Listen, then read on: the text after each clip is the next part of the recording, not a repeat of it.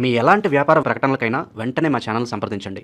ప్రస్తుతం మనతో పాటు ప్రముఖ ఆధ్యాత్మికవేత్త ఐకాన్ ఆస్ట్రాలజర్ గట్టుపల్లి సురేష్ బాబు గారు ఉన్నారు. గురువు గారితో మాట్లాడేద్దాం.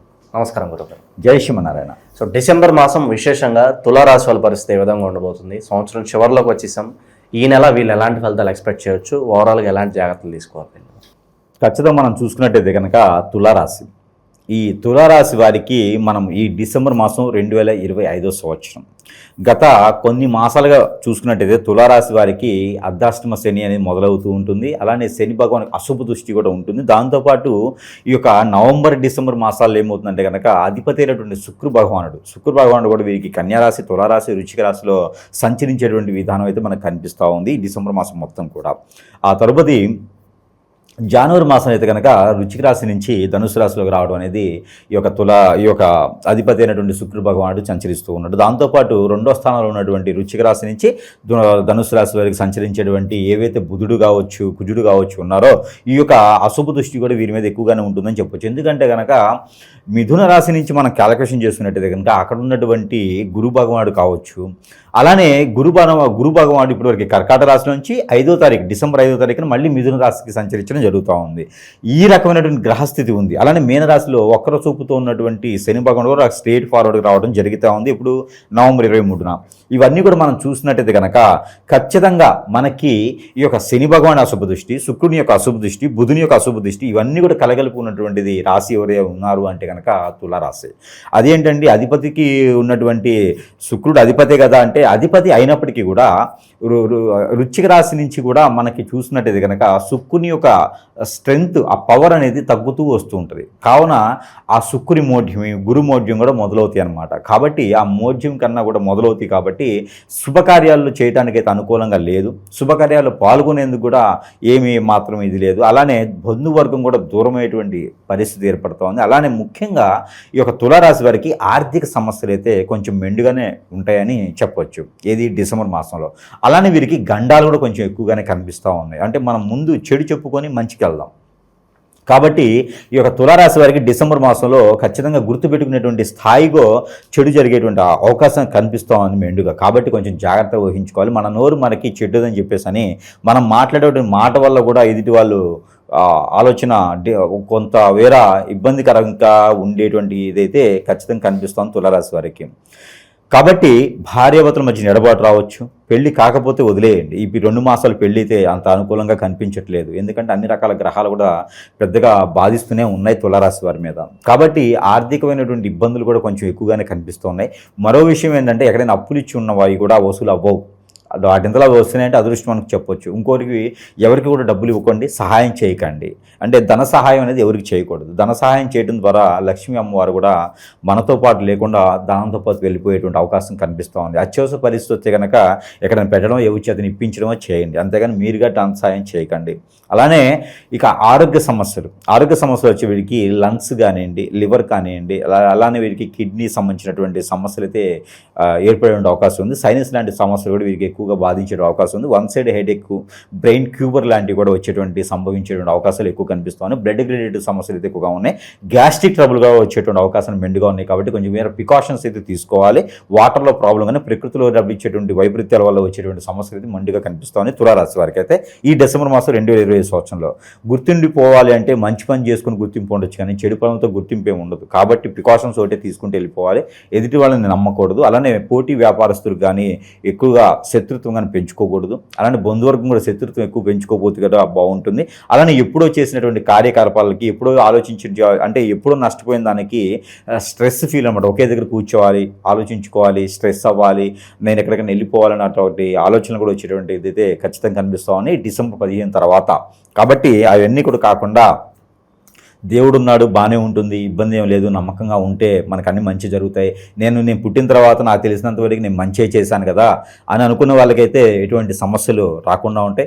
లేదు అంటే కోపంతో లేదా ఆవేశంతో మనం ముందు అడుగు వేస్తే కనుక ఖచ్చితంగా అది మనకి ఆ అడుగు మనకి చెడుతో మొదలవుతుంది. అలానే కొత్తగా ఏదైనా వ్యాపారం మొదలు పెట్టాలనుకుంటే కదా కొంతమేర వ్యాపారం మొదలు పెట్టకపోవడం మంచిది డిసెంబర్ మాసంలో. ఇంకేదైనా తప్పదు, వ్యాపారం ఇప్పుడు మొదలు పెడితే నాకు లోన్లు కానీ ఏమైనా వస్తాయి అనుకుంటే కనుక ఏదైనా వస్త్ర దుకాణాలు మొదలు పెట్టుకుంటే సరిపోతుంది. వస్త్రాలు కానీ టీ షాపులు షాపులు కానీ చిన్న చిన్న బొటిక్లు కానీ లేకుంటే కనుక హోటల్స్ లాంటివి పెట్టుకుంటే సరిపోతుంది. కానీ ఎక్కువ ఇన్వెస్ట్మెంట్ చేసి ఎక్కువ వ్యాపారాలు పెడితే కనుక ఖచ్చితంగా నష్టపోయేదానికైతే కనిపిస్తుంది. ఒకటైతే వీళ్ళకి అదృష్టం అని చెప్పొచ్చు. అది ఏంటంటే కనుక షేర్స్ కానీ మ్యూచువల్ ఫండ్స్లో కానీ ఇన్వెస్ట్ చేయడం, ఆన్లైన్ బెట్టింగ్లు కాకుండా ఆన్లైన్ బిజినెసెస్లో ఎక్స్పోర్ట్ ఇంపోర్ట్ రంగాల్లో కూడా ఇన్వెస్ట్ చేయడం ద్వారా అది అప్పు తెచ్చుకోకుండా వీరి సహకారంతో ఇన్వెస్ట్ చేయడం ద్వారా లోన్స్ కూడా కొంచెం వచ్చేలాగా ఉన్నాయి. వీరికి వ్యాపారం కూడా కొంచెం స్ట్రెస్ అవ్వకుండా నిదానంగా ఆలోచించుకుంటే అలాంటి వ్యాపారాలు వీరికి కొంతమేర కలిసి వస్తాయని చెప్పొచ్చు. అలానే పెళ్లి కావాల్సిన వారు ఎవరైతే ఉంటారో వారికి ఈ మాసం మానుకుంటే సరిపోతుంది. అలానే పెళ్లి చూపులు కూడా ఎంత పెద్దగా జరిగేలా కనిపించట్లేదు తులారాశి వారికి. అలానే పూర్వీకుల ఆస్తులు కానీ ఇవన్నీ కూడా వచ్చేలా ఉన్నాయి. కానీ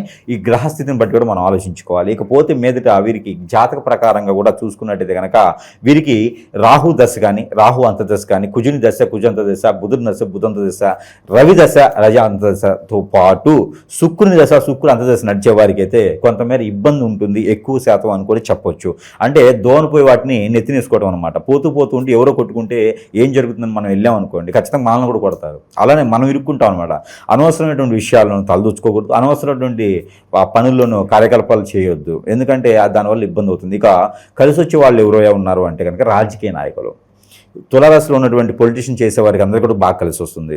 అందులోనూ పొలిటీషియన్స్కి మంచి స్థాయి గుర్తింపు కూడా లభిస్తుంది. కాబట్టి ఎవరైనా కొత్తగా వెళ్ళాలని కాకుండా ఎవరైనా ఆల్రెడీ పొలిటీషియన్లో ఉన్నటువంటి రాజకీయ నాయకులు ఎవరైనా ఉండంటే కనుక తులారాశి వారు అయి ఉంటే కనుక వారికి మంచి ఆచరణ మంచి పేరు ప్రఖ్యాతి కూడా వచ్చేలా ఉంది. కాబట్టి ఆ ఒక్కటి మాత్రం పనికొస్తుంది. అది కూడా డిసెంబర్ 15వ తారీఖు తర్వాత మాత్రమే ప్రయోజనం అవుతుంది. దాని తర్వాత వీరికి సంపాదన విషయానికి వచ్చేటప్పటికి ఏదైనా వ్యాపారస్తులు అయితే మనం ఆల్రెడీ చెప్పుకున్నాము, ఆరోగ్యంగా చెప్పుకున్నాము. అయితే ఇంకా వీరికి ముఖ్యంగా చెప్పాల్సిందంటే స్త్రీలు, తులారాశిలో పుట్టినటువంటి స్త్రీలు వీరికైతే కొంచెం మేర కలిసి వస్తుందని చెప్పవచ్చు. ఎందుకంటే శుక్రుడు బుధుడు అలానే కుజుడు ఇవి 3 గ్రహాలు కూడా ఆడవారి మీద ఎక్కువ శాతం మంచి మొగ్గు చూపుతూ ఉన్నాయి. కాబట్టి వీరు ఏదైనా చేయాలనుకుంటే కానీ పిండి గిన్నెలు, డ్రై ఫ్రూట్స్ బిజినెస్, ఆకుకూరల వ్యాపారం అలాంటి వ్యాపారం కొత్తగా మొదలు పెట్టాలనుకుంటే కనుక డిసెంబర్ 9వ తారీఖు తర్వాత మొదలు పెట్టుకున్నట్టయితే కనుక ఖచ్చితంగా వీరికి కలిసి వస్తుంది అని చెప్పొచ్చు. దాంతోపాటు పెళ్ళి అయ్యి భార్యాభర్తల మధ్యన వెడబాటు ఉండనే కనుక డిసెంబర్ 9వ తారీఖు తర్వాత వెళ్ళేసి కూర్చొని మాట్లాడుకుంటే కనుక ఖచ్చితంగా సానుకూలమైనటువంటి వాతావరణం అయితే లభిస్తుంది. లేడీస్ కోసం ఆడవారికి జాబులు వెసులుబాటు అయితే కనిపిస్తుంది. డిసెంబర్ 13వ తారీఖు తర్వాత ప్రయత్నం చేస్తే జాబులు వెసులుబాట్లు కానీ ఇంక్రిమెంట్స్ కానీ లేదా రిమోట్మెంట్స్ ఏదైనా వేరే దేశాలకి పంపించే విధానం కూడా కనిపిస్తూ ఉంది. జాబ్ ప్రమోషన్స్ కూడా వీరికి అవకాశం కానీ ఎక్కువగా ఉన్నాయి. వివాహాల పరిస్థితి అండి గురుగారు, గురుమౌర్జ్యం అంటున్నారు. కొన్నాళ్ళ వరకు ఎటువంటి ముహూర్తాలకు ఆస్కారం లేదంటున్నారు. ప్రయత్నాలు చేయొచ్చు అంటారా? ప్రయత్నం చేయొచ్చు, కానీ ప్రయత్నాల్లో కూడా వీరు లాసు వచ్చేటువంటి అవకాశాలు అయితే మెండుగా ఉన్నాయి. కాబట్టి ప్రయత్నం కూడా ఆపేస్తే మంచిది. ఇన్నాళ్ళు ఎట్లా ఆగారు కదా, ఫిబ్రవరి 19 వరకు ఆగితే మంచిది. 2026 సంవత్సరం ఫిబ్రవరి వరకు కూడా ఆగితే మంచిది. ఈలోపు ఏదైనా మంచి సంబంధం వచ్చిందంటే మన అమ్మాయి మన అబ్బాయి అని అనిపించుకోవచ్చు. ఇక తులారాశి వారు ఇట్లాంటి ప్రయత్నాలు ఏమైనా చేయగలిగితే కనుక దక్షిణ వైపు నుంచి వచ్చేటువంటి అమ్మాయి సంబంధం అలాంటి తూర్పు వైపు నుంచి వచ్చేటువంటి అబ్బాయి సంబంధం అయితే కుదురుతుంది. కాబట్టి ఆ మేర ప్రయత్నం చేయవచ్చు. శత్రువుల పరిస్థితి ఏంటంటారు గురుగారు? వాళ్ళ నుంచి ఎటువంటి ఇబ్బందులు వచ్చే అవకాశాలు కనిపిస్తాయి? మూలిగిని తాటిగా పడ్డింది అంటే ఇప్పుడు మనం ఆల్రెడీ గ్రహరీత్యా బాలేదు, ప్రకృతిరీత్యా బాలేదు, గ్రహాల సానుకూలత బాలేదు ప్రజెంట్ ఉన్న పరిస్థితుల్లోనూ.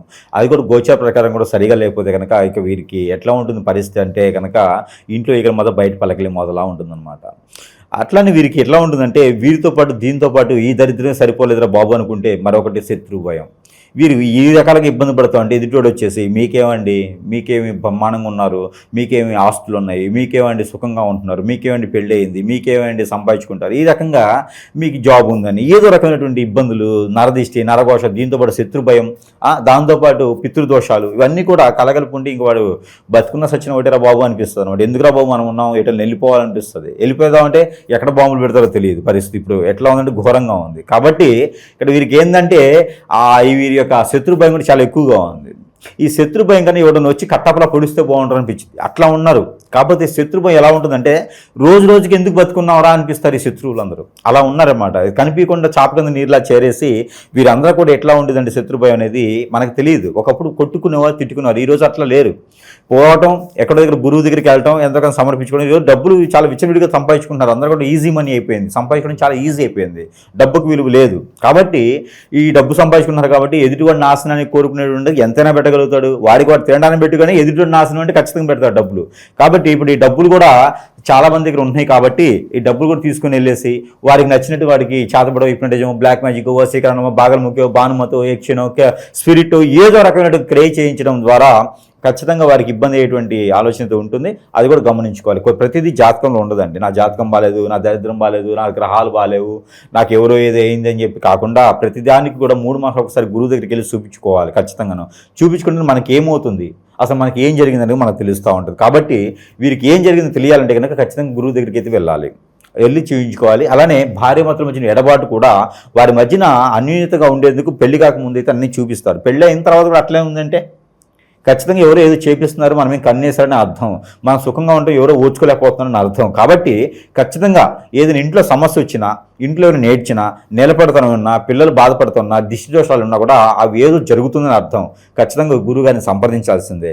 చిన్న విషయం కదా అని అది మనము క్యాన్సర్ వస్తే చిన్న విషయం ఎందుకైందండి, అది లోపల ఉండేది కనిపిస్తుంది, తర్వాత తెలుస్తుంది కదా, బొక్కలు తినేస్తూ ఉంటుంది. అలానే ఈ చెడు వ్యసనాలు కూడా మనిషికి బానిస చేస్తాయి. కాబట్టి అలానే చెడు క్రియలు కూడా మనిషిని ఇబ్బంది పెడతాయి. కాబట్టి ఖచ్చితంగా గురువుని సంప్రదిస్తే మంచిది. అలానే వీరు ఏ రంగంలో ఉన్న కొంచెం మేర రాణించాలి, కొంతమేర ఉపశమనం కావాలనుకుంటే కనుక ఖచ్చితంగా పరిహారాలు అయితే కావాలి. ఆ పరిహారాల నిమిత్తంగా ఏంటంటే కనుక దేవుని యొక్క అనుగ్రహం కూడా కావాలి. అలానే పరిహారాల్లో ఒకటి ముఖ్యంగా ఏంటంటే కనుక డిసెంబర్ మాసం మొత్తం పౌర్ణమి ముందు, అమావాస్య ముందు అయితే కనుక మంచి గుమ్మడికాయ దొరుకుతుంది. మంచి గుమ్మడికాయ దానిపైన పసుపు కుంకుమ వేసేసి మనకి మనం తిప్పుకోవచ్చు. మనకన్నా పెద్దవారు ఉంటే ఇంట్లో వారి చేత మనం దిష్టి తీర్చుకోవచ్చు.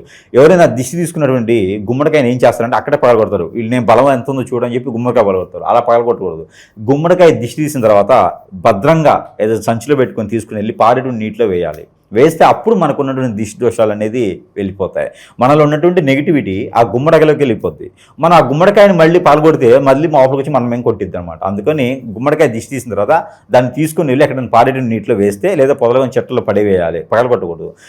అది వేస్తే సరిపోతుంది. అదొక రెమెడీ. రెండోది దేవుని యొక్క కృప, దేవుని యొక్క అనుగ్రహం కావాలి. దేవునికి అనుగ్రహం కావాలంటే విష్ణుమూర్తికి పారాయణం చేసుకోవాలి, విష్ణుమూర్తికి సహస్రనామం చేసుకోవాలి, విష్ణుమూర్తికి పారాయణం కానీ, అభిషేకాన్ని, అర్చన, హోమం, యజ్ఞ, యాగ, జపం, తపం, అలానే ధ్యానం, దానితో పాటు దానం ఏదైనా చేసుకుంటే కూడా మంచి కలిసి వస్తుంది. నవధాన్యాలు నవగ్రహాలకి ఉంచాలి. ఏదైనా శనివారం రోజు ఉదయం సమయంలో నవగ్రహాలకు చుట్టూ ప్రత్యక్షం చేసుకుంటూ వాటి మీద నవగ్రహాలు ఉంచినట్టయితే మంచి కలిసి వచ్చేదానికి అవకాశం ఉంది. కాబట్టి ఆ మేర ప్రయత్నం చేసుకొని అదృష్టవంతులు అవచ్చు. మరొకటి ఏంటంటే కన్నా నెంబర్ కూడా ఇవ్వడం జరుగుతుంది తులారాశి వారికి. తులారాశి వారికి వచ్చేసి 2754-654 2754-654 ఈ నెంబర్ని 190 సార్లు పారాయణ చేసినట్టయితే కనుక ఖచ్చితంగా వారికి మంచి జరిగేటువంటి అవకాశం ఉంది. దానితో పాటు మన దగ్గర వస్తువులు ఉన్నాయి, అవి కూడా వారు యూజ్ చేసుకున్నట్టయితే కనుక కొన్ని రకాల ఇబ్బందులు అనేది వారికి తొలగిపోతూ ఉంటుంది. చాలామందికి తెలియదు అనమాట. ఎట్లా ఉంటుందంటే గురువుగారు మరి ఇన్ని చెప్పినారు కదా, మరి ఇన్ని చెప్పింతో పాటు మరి ఏదైనా వస్తువు కూడా ఉంటే బాగుంటుంది కదా అంటే, ఎవరికి హిప్నటైజింగ్ బ్లాక్ మ్యాజిక్ అయింది, మాట వినట్లేదు, భార్య భర్తలు ఎడబాటుగా ఉన్నారంటే మనకి హిప్నటైజింగ్ చేసినటువంటి సోపు, భార్య భర్త మాట వింటుంది, భర్త భార్య మాట వింటాడు ఈ సోపు రుద్దుకుంటే. కాబట్టి ఈ సోప్ ఒకటి మన దగ్గర మంత్రోచ్చారణ చేసి మన దగ్గర సిద్ధంగా ఉంది. ఇది ఎవరికైనా సరే సరసమైన ధరలను వారి చెంతకే చేర్చేదానికి ఉంటుంది. కాబట్టి ఎవరైనా కావాలనుకున్న వారు సంప్రదించవచ్చు. దాంతోపాటు ఇది ఒక ఒత్తి. ఈ ఒత్తి దేనికంటే ఇంట్లో ప్రతిరోజు కూడా వెలిగించుకోవాలి. మస్టర్డ్ ఆయిల్లో ముంచేసి వెలిగించుకోవాలి. ఇది వెలిగించుకోవడం ద్వారా వారిలో ఉన్నటువంటి క్రామ క్రోధ మోహాలే కాకుండా, వారికి ప్రకృతి నుంచి వచ్చే దోషాలు, పూర్వీకుల దోషాలే కాకుండా, గ్రహరీత్య దోషాలే కాకుండా, ఇంట్లో వాస్తు ప్రకారంగా నెగిటివిటీ ఉన్నా కూడా కాకుండా, ఇంకా కూడా ఎవరైనా హిప్నటిజం బ్లాక్ మ్యాజిక్ వశీకరణ చేయిస్తే కూడా వాటి నుంచి కూడా ఉపశమనం పొందుతుంది. చూసారా, ఒక ఒత్తి నుంచి అన్ని ఉపయోగాలు ఉన్నాయి. ఈ ఒత్తి కూడా మన దగ్గర సరసమైన ధరలను అవైలబుల్గా ఉంటుంది. దానితో పాటు ఈ యొక్క ఈ సాంబ్రాన్ని కూడా ఇంట్లో ధూపం వేసుకుంటే కనుక అన్ని రకాల ఉపయోగాలు ఉంటాయి. చెడు నెగిటివిటీ మనలో ఉన్న ఇంట్లో ఉన్న అన్నీ కూడా వెళ్ళిపోతాయి. ప్రశాంతమైనటువంటి వాతావరణం వస్తుంది. కాబట్టి ఇవన్నీ కూడా తులారాశి వారే కాదు, అందరూ కూడా వినియోగం చేసుకోవచ్చు. అలానే తులారాశి వారికి కూడా ఇంకా అదృష్టం బాగుండాలని కోరుకుంటాను. డిసెంబర్ మాసం మొత్తం కూడా కొంతమేర ఓర్పికతో ఉంటే సరిపోతుంది. అలానే మనకి ఏంటంటే కనుక ఇంకా ఏదైనా ప్రాబ్లం ఉంది, ఇబ్బంది ఉంది, మనకి ఏది అవ్వట్లేదు అనుకుంటే కనుక మీకు ఎలాంటి దోషాలున్నా, నవగ్రహాల దోషాలున్నా, ప్రకృతి నుంచి దోషాలున్నా, ఎవరైనా మనం చెడు క్రియలు చేయించినా, మీకు ఏదైనా పూర్వీకుల శాపాలున్నా కూడా ఇంకేది పని ముందుకు వెళ్ళట్లేదు, అష్టదిబ్బందన అయింది, ఇలాంటివి ఏమైనా ఉంటే కనుక ఖచ్చితంగా మనం చేయించేవాళ్ళం కాదు. మనకు తెలిసిన అందరికీ, మన ప్రేక్షకులందరికీ తెలిసింది, మనం చేయించేవాళ్ళం కాదు, తీసేవాళ్ళం. మనకి అలాంటి బాధలతో ఇబ్బంది పడే వాళ్ళకైతే ఖచ్చితంగా సానుకూలమైన వాతావరణం మనం తెప్పించడానికి ముందుకు వస్తాం. దానివల్ల ఎటువంటి సందేహం లేదు. మన ఆఫీసులు కూడా చాలా వరకు ఓపెన్ అయినా ఈ రోజున. మన తాండూరులో ఆఫీస్ ఉంటుంది, మనకి మదనపల్లిలో ఆఫీస్ ఉంటుంది, మనకి హైదరాబాద్ ఆఫీస్ ఉంటుంది, మనకి అలానే మంచిర్యాలలో కూడా ఆఫీస్ ఉంది, వైజాగ్లో కూడా ఆఫీస్ ఉంది. మనకి అన్ని రకాలు కూడా సంప్రదించవచ్చు. సంప్రదించడం వల్ల వారికి అన్ని రకాల సమస్యలు కూడా తీరిపోయేదానికి ఆస్కారం ఉంటుంది. కాబట్టి సద్వినియోగం చేసుకుని అందరూ కూడా అదృష్టవంతులు అని కోరుకుంటా ఉన్నాను. జై శ్రీమన్నారాయణ.